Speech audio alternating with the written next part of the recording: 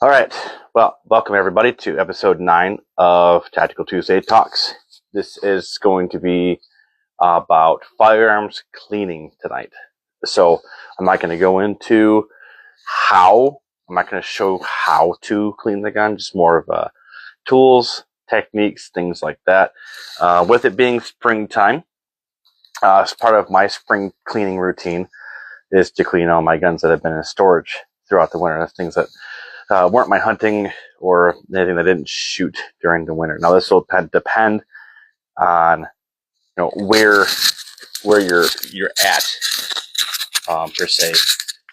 I'm in Michigan, so I have 6 months of snow and cold weather.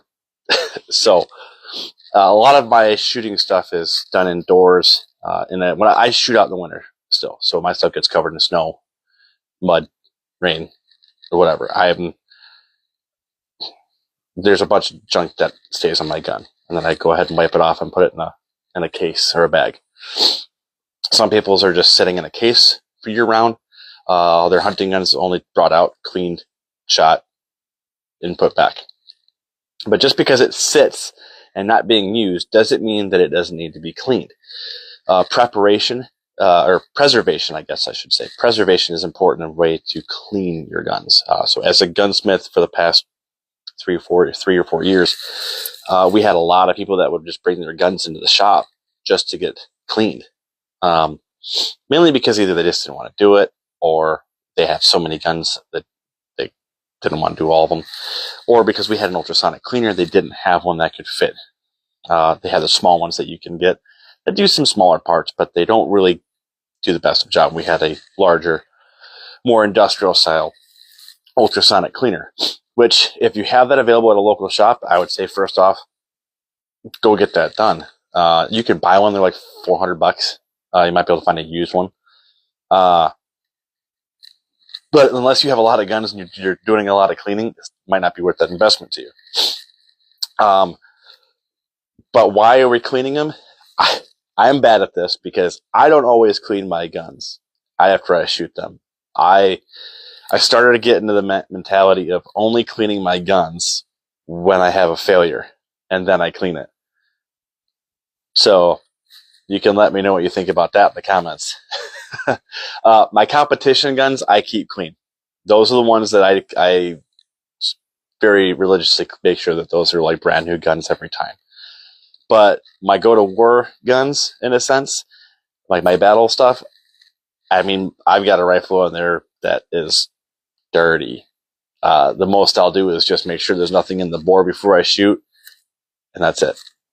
And I'll lube it. I will lube it. But as far as deep cleaning, I probably should do it more often. Maybe once, like I said, spring cleaning once a year. They're going to get gone through and they're going to get cleaned. So if you have an old blued gun, like an old shotgun, an old Remington rifle that's blued, it is very important to, more than just once a year, take it out, wipe it down, oil it, and re-wipe it down, and then put it back with a very thin, light coat of oil on it. Bluing, true rust bluing, will continue to rust if you don't maintain it. The process of rust bluing is you're actually rusting it, and you're forcing it to rust in a way. And there's a bunch of different technicalities to go with that process, but essentially you're rust bluing by rusting it. So if you don't do anything with it for a while, it will start to rust again. But once that rust from the bottom metal starts protruding up through the finish, then you have to take it all down and re-blue it. So light cut oil, some 4-aught steel wool on it. It takes on any of the surface rust, re-oil it, wipe it down with a clean cloth, leaving just a small layer of oil, and then putting it back, and you're good. Also making sure that your storage for your firearms is in a somewhat temperature-controlled area. You don't have to get too crazy about it, but I, for example, forgot about my little revolver 22 that I keep as like a varmint gun. I left it at my shop for like 6 months, and I completely forgot that it was out here. And this is before I built this. This wasn't climate controlled, and she got rusty. My 22 rifle I forgot about that I had, it got rusty. So as a gunsmith and a gun enthusiast, I kind of felt really shameful, and it's hard for me to even admit that to you folks that I let a gun rust. But because I'm a gunsmith and I do that, I fixed it. It's all brand new again. But we're going to go over some of the tools to clean those firearms correctly. So first thing you can do is you can go ahead and get one of these big old kits. This is a Otis complete kit. I mean, you don't have to get crazy and get this thing. This can be pretty pricey. I think it's only like $80, maybe $100. I don't know. I didn't buy this one. This was I guess you could say it was a gift from SDI. I got 2 of them by mistake. But I'm just trying to zip this one piece up so things don't go flying all over the place when I go to show you. But this is the kit.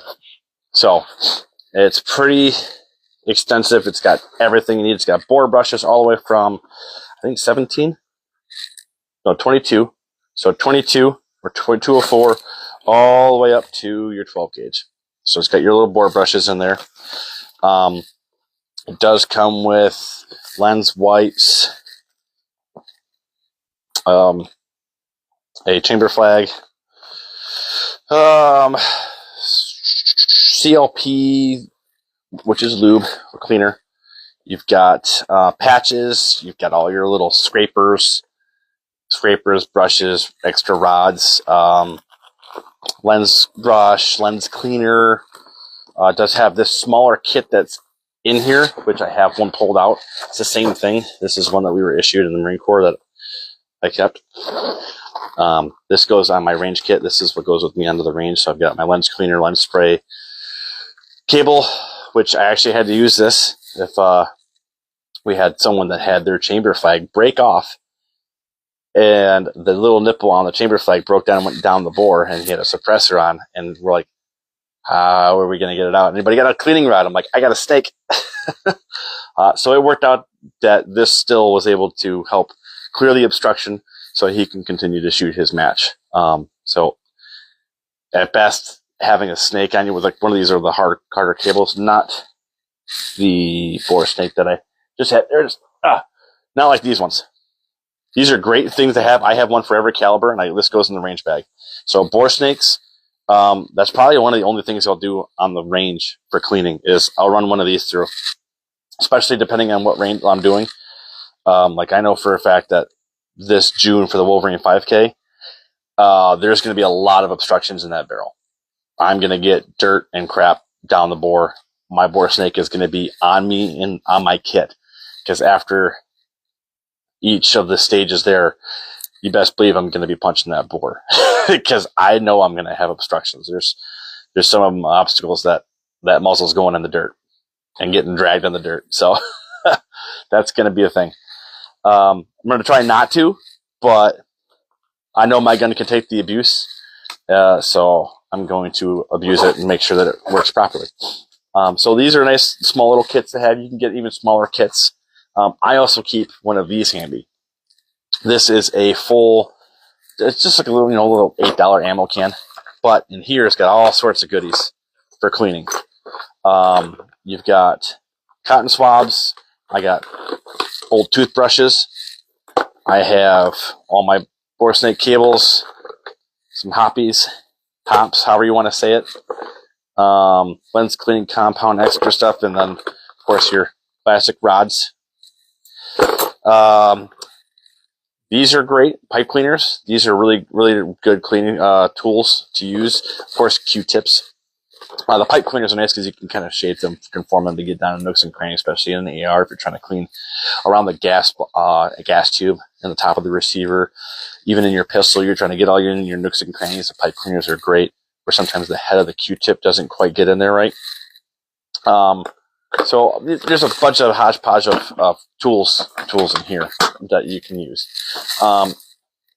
So why should we clean? Well, we want to make sure that you don't have excessive carbon buildup or obstructions inside the firing control mechanism, like in your handgun, in your binding up your trigger bar, or whatever it may be. you want to make sure that you're free and clear of all those, and then make sure all the parts are free to move and function the way they're intended to, right? And make sure there's no obstructions of your bore. That's the biggest thing.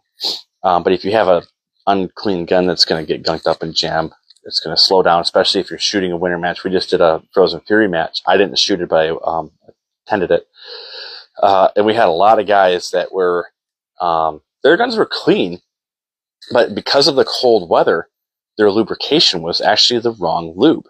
And a lot of people don't know that there is, I will show you, I don't know if this is the right one.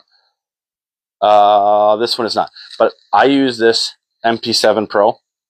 This is, once I switched to this, this has probably been my favorite, like on the go gun lube. Lube is lube, kind of. So I would just say, you know, you pick one that works best for you and your gun. But there is two different kinds. There is a winter or cold weather CLP or lube that you can get. And it has a different viscosity, so that way in the colder weather, it doesn't, you know, kind of slug up your gun. If you're using regular CLP, let me see if this says on here. I think usually they do have an operating temperature. Yep. So this one here is good for -85 up to 462 degrees. Some of them will give you different temperature ranges that says, hey, no, if it's below freezing, this lube ain't gonna work. Some of them, I don't know if Hoppe's has a temperature rating on it. But this is a gun bore cleaner. They ain't gonna give me that. Let's see about this one here. Hoppe's number 9. Let's see if this gives us a temperature. See, this one does not. It might on the bigger box. I think I got this on a bulk pack. So the individual bottle doesn't tell me what temperature that this is going to work good on. So this might, I wouldn't trust this to be my winter lube. I know that the MP7 obviously will work. -85 is crazy. I don't even know how they tested that. But other stuff I have here that I've used for cleaning is Modern Spartan Systems. I have tried this stuff. And this is an accuracy oil and a carbon destroyer. Carbon destroyers are great for your pre-cleaning. So you just douse it with this, helps break down that carbon, and then you can just wipe it off with a brush, scrub it really good. It helps reduce a lot of that scrubbing and picking. And then this, I don't know how much more accurate you get with this accuracy lube. I know that's what it's called. I haven't done any like testing to see if that's actually factual. But it has some instructions on here on how to do that. This here does not give me a temperature range.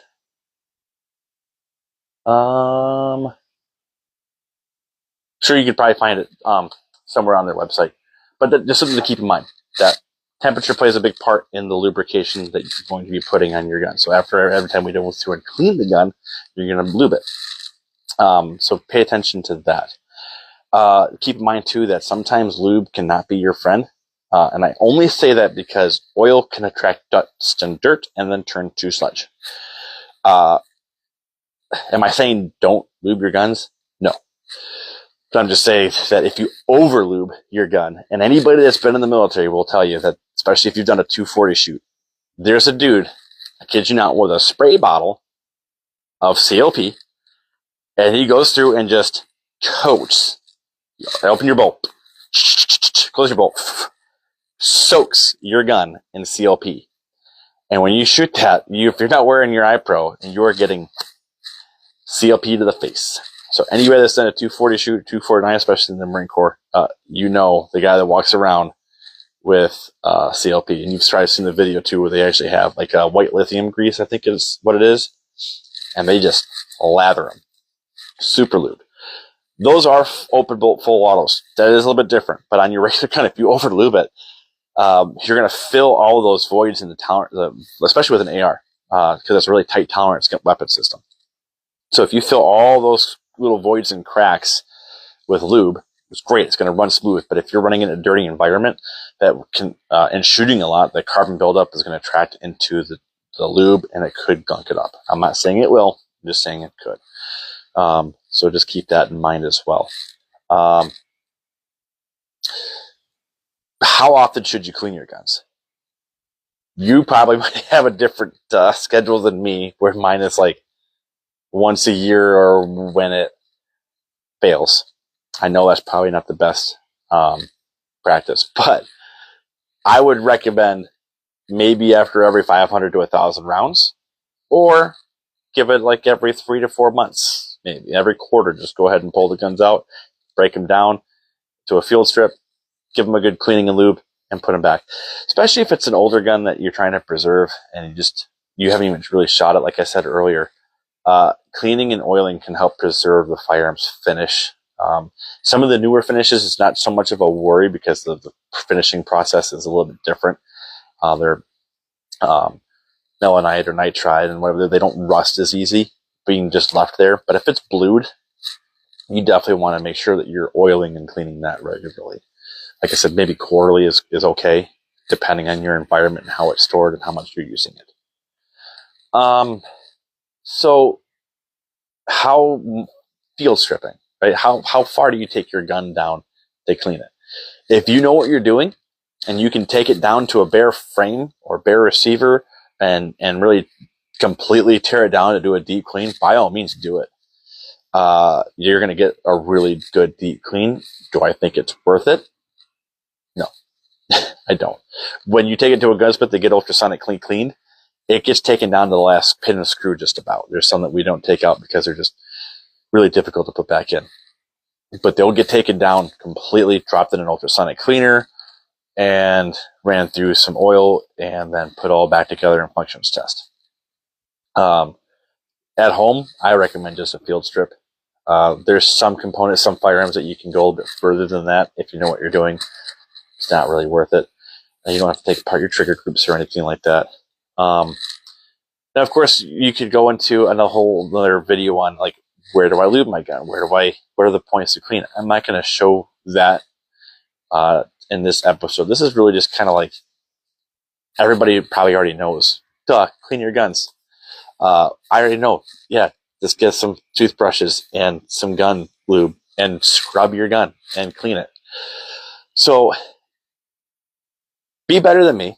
Clean your guns more often than me, so that they work when you need them. And that's the biggest reason why we're cleaning them, is so that they will work when we need them. If I've got my carry gun, does get cleaned more often than my other gun. I will say that because I want my gun to work when I want it to, when I need it to, right? But here's my theory on this. I want to run my battle gun. I don't clean, like I said, until it fails. And sometimes it's just finger on the feed ramp, and that's good. Oh, I had a failure to feed on my handgun. Finger on the feed ramp. There, clean. Yeah, I know. I had the same thing. We're supposed to clean our guns. I was just getting to say that I want to push my battle rifle to its limit of how dirty can that get before it fails. How many rounds, how much environment can I get in my gun? How much sand, dirt, mud, whatever can get into my action and it will still function? Because let's be real, I'm not a combat vet. I have trained for it, and I was an infantry marine, never went to combat. I did training and other things. But if you are in a fighting situation, you don't have time to keep your weapon clean. You can do a field cleaning when you have a down and you're on a low. Yeah, you're not getting down and cleaning the thing like we did all the time. Just if there was downtime in the Marine Corps, you were just cleaning your gun. What are you doing? Nothing. Cool. Clean your weapon. I'd be doing so much other things than cleaning my gun. But if that thing is not going to be cleaned all the time. So that thing needs to run dirty and just nasty. My competition gun, a little bit different. Different situation. I'm purposely taken to the range to shoot competition. My carry gun, kind of the same thing. That thing needs to be able to run dirty because I don't know how often. What if I'm in a bug out situation? I've got my carry gun. I might not be home for days, and I might have to get in a couple fights with my gun. I don't know. My gun needs to be reliable enough to run filthy. And I carry an M&P compact, and I've had no issues with it, especially with the defensive ammo that I shoot. Yeah, brother, I did the same thing. Just that lube. I just lube it up. That's that. If you want to call that cleaning, I mean, self-cleaning, I guess, because it just blows out some carbon and junk, but I just lube it, and that's all I do as well. Carry gun, same thing. It just gets lubed every once in a while. And like I said, finger on the feed ramp, and that's it. And I will take the slide off and lube the rails, but yeah, kind of. And my carry gun, I'm not shooting it as much, other than for when I'm training with it. I'm not shooting it as much as I would like when I go take my battle rifle. I'm blowing hundreds to thousands of rounds training with it. I probably should be doing the same with my carry gun, but it's the same concept. I'm carrying that every day. It's in my holster. I clean my optic more than I clean my gun. So let's talk about optics and cleaning them, especially on your carry gun, because I don't have an enclosed emitter. I have an open emitter holosun. I'm cleaning the inside with a Q-tip quite regularly because it gets covered in lint and dirt, and I definitely don't want that to be lodged and covered in crap when I have to use it. And I don't want to have to rely on point shooting in a defensive situation if I don't have to. I can, but I don't want to. I want to use the optic. That's why I put it on there. So keeping that clean and clear. They do have covers. I've got a few up here that are 3D printed that I was beta testing for someone, and I broke 2 of them. So I think there needs to be some improvement. So I won't bring those. I won't talk about those yet. But they do have some other silicone covers that you can then attach to your holster so it's fully covered. And then when you draw from your holster, it pops off. That's a great idea to keep it covered. But keep in mind, too, that just because I have a closed emitter doesn't mean that both sides of the lens can get dirty.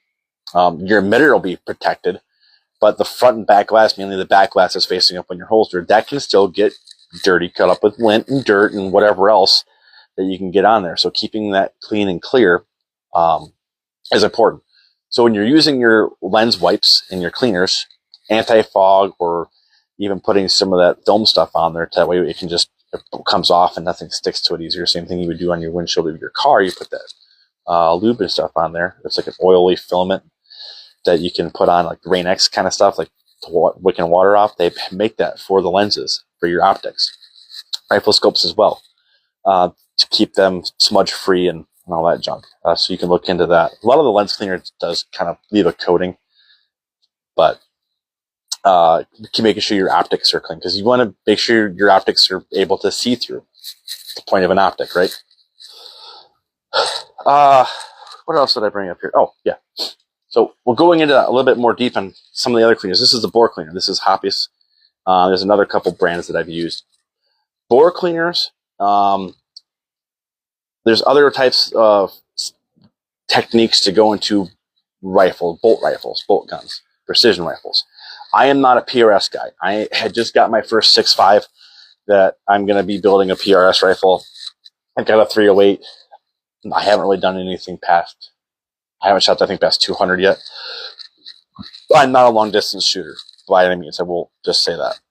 I'm trying to get into that this year. That's one of my goals, is to take the 6.5 out to 1,000, and my 308 past 100, right? 800. When you start working with precision rifles, cleaning the bore actually is going to be more important. Cleaning those is more important. And that is just because of fouling. Now, there's a certain level of fouling that precision riflers, shooters want to have. They actually want to have so much fouling as far as accuracy. And that all depends on the rifle they're using, the cartridges that they're shooting, and things like that. But they do want to have some fouling, but not too much. Because then if you have too much brass deposit in your rifling, then you're actually going to have less engagement with the bullet in the rifling. So this is what bore cleaners and other things, brass removers and things like that, are for. These go into the bore and they're set to soak to break that down, and then you run your brush through to get all the junk out, and then you wipe it with a dry patch, and then you put lube in, and then you scrub the lube in, and then you run a dry patch until the patch is dry. So keep in mind too, like, each type of gun is going to have a different process, different techniques, some different uses. Like you can use bore cleaner and everything, but it's really in rifles that I would personally say that the bore cleaner is going to be more used,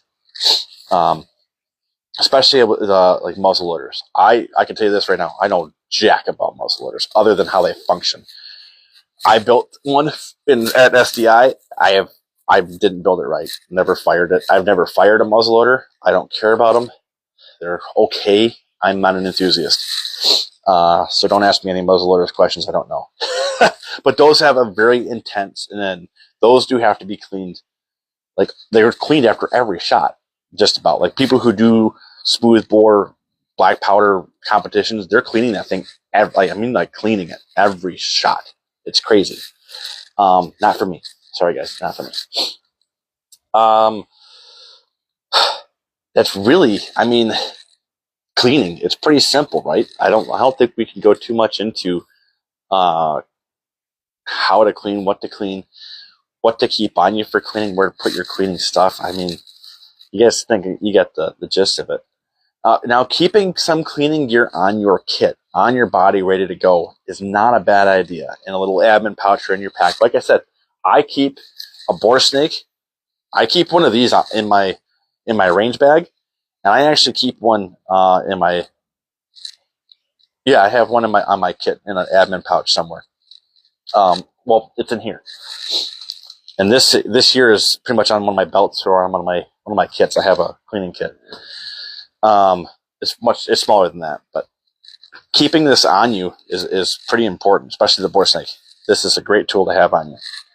But I would have at least some of those break down the screw and rods, because like I said, the guy that was at the shooting competition that had an obstruction because he broke off the tip of his chamber flag, and he was like, crap, like I'm done for the day.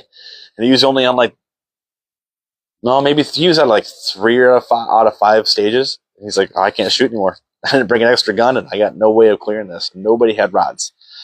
Luckily, I had that cable. So definitely keep them on you.